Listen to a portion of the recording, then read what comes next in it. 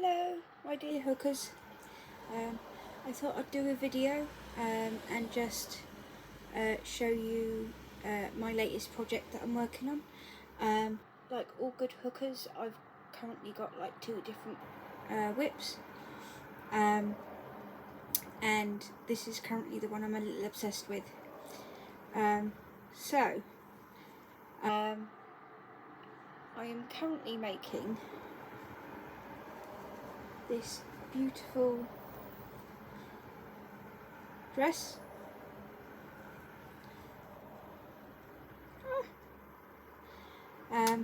It's really pretty. I bought the pattern off Etsy. I will put a link in the description, or I will put the name of the shop that I bought it from in the description. So I just thought I'd go through the different stitches with you on it,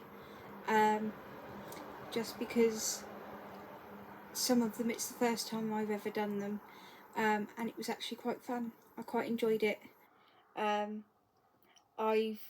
only in the last couple of years actually started following patterns. They always scared me a little bit, because you look at some of them and it looks like absolute gibberish. The same with knitting,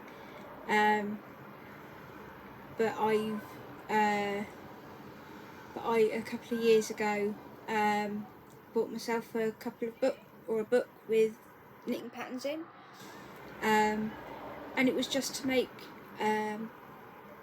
squares that you could then make up into whatever, just as a let's get used to doing patterns, or following a pattern, because they can be quite intimidating, particularly if they're larger projects, and it can be a bit intimidating looking at the patterns.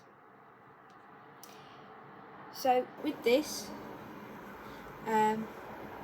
it starts on the round, so you do your foundation chain at the top there. You can also do it as a foundation half double crochet, or a foundation single crochet, which is a stitch in itself. So it's doing the chain as you're doing the first row of stitches. There are some fabulous tutorials, and they're on this fabulous app that is YouTube, and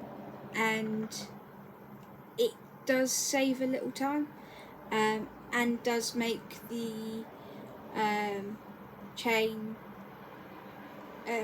it does give it a bit more stretch. So rather than with a chain and then doing the first row or first round on it, the chain doesn't have a lot of give, whereas doing a foundation half double crochet stitch, which is what I did here on the armholes.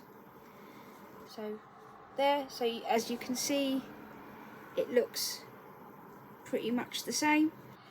It does give it a bit more stretch, so on the neckline it's not such an issue, because you don't necessarily want it to stretch too much at the neck, but at the armhole you would want it to have a bit more movement, just because of where it is. So it does depend where you have it, or it can depend where you have it, but it's one of those things, like with anything in crochet, practice. It's you practice anything and you can get good at it. It just takes a bit of time. So yeah, so these, the stitches that we've got on here, it is an American pattern, so the terms are American. So you've got the half double crochet, which is an English double crochet, I think, and so that's most of what it is on the top yellow part here. How you get this lovely detail here, where you get sort of the two ridges. What you do is you crochet it into the back loop, or so instead of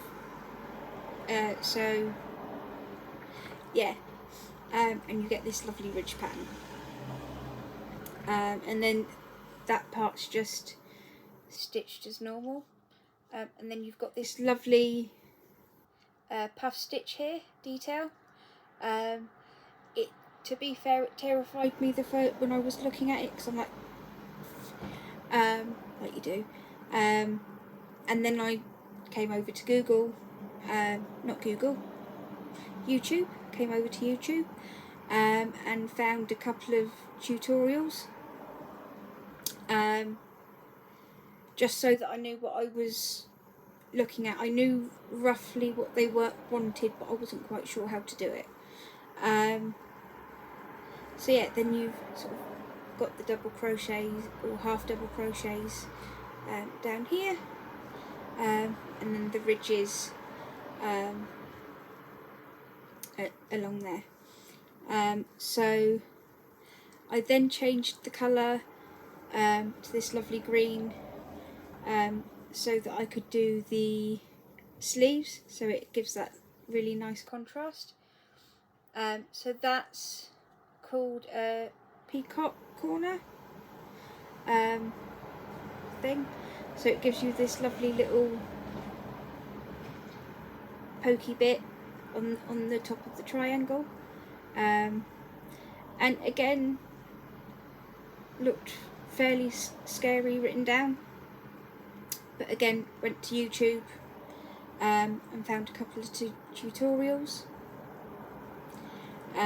to sort of figure out what they were actually asking, because I'm one of those people that I learn better by watching, so I call it the monkey see, monkey do.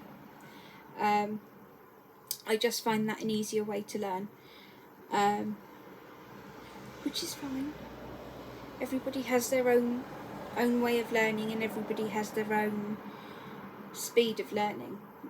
Just because somebody can pick it up really quickly and they're away, it might take somebody else a bit longer.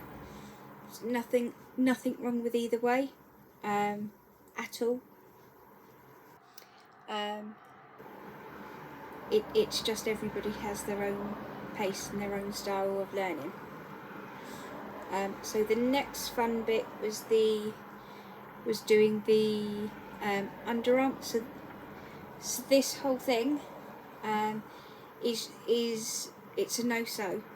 For those unfamiliar with a no-sew,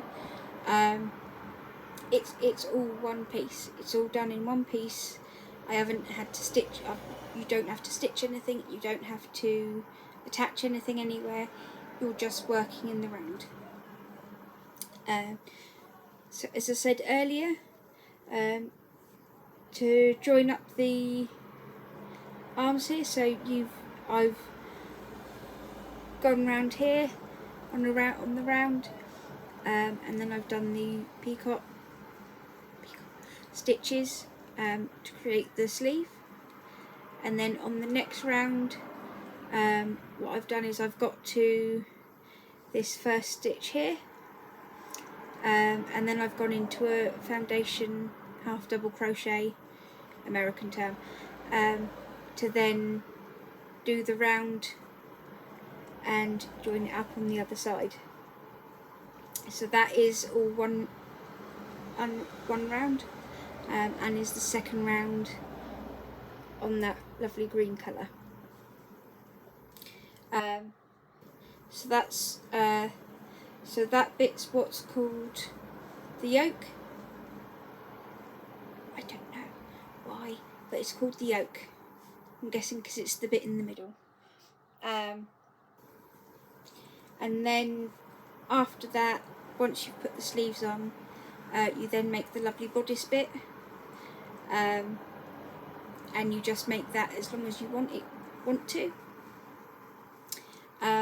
And then you get into the fun and interesting part, which is making the because this skirt has points on it.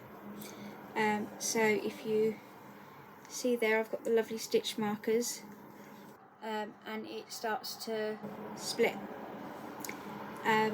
which is good fun. So what you do with that is you need an even amount of stitches on the whole garment, and then you place the stitch markers equal in an equal number of stitches around, and then you just do a double crochet into the first one and just carry that on. So that's as far as I've got with this one. I've had really good fun with it. The pattern is really easy. It's easier to follow, and as I said, I've only had to sort of because of how I learn to do stuff. There's a couple of times I've had to jump onto YouTube, but that's not against the pattern itself. That's just because of how I learn. It's how I learn better. So yeah, I'm very excited for this. I'm very excited to finish. It is turning out really lovely already. Yeah, so I just thought I'd show you the lovely pattern.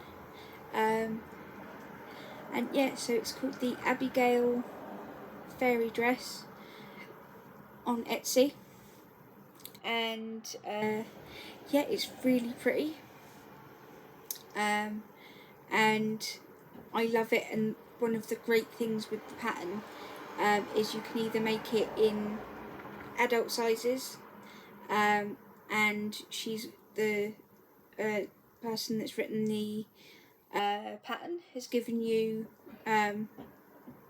kiddie sizes, small, medium, large and XL stitches, which is absolutely fabulous, because as a plus size myself, it's not very often that the person that's written the pattern gives you that. Often they'll go, oh yes, you can turn this to a plus size, but then don't give you any indication of what to do with that. I'm not somebody that's great with numbers. I'm really not very good with numbers, so having to do the maths to equate it to my size is very, very difficult and puts me off a pattern. It instantly will put me off a pattern. Whereas there's the tiniest bit of maths with this, just to make it fit me personally, because I'm a bit of an odd shape.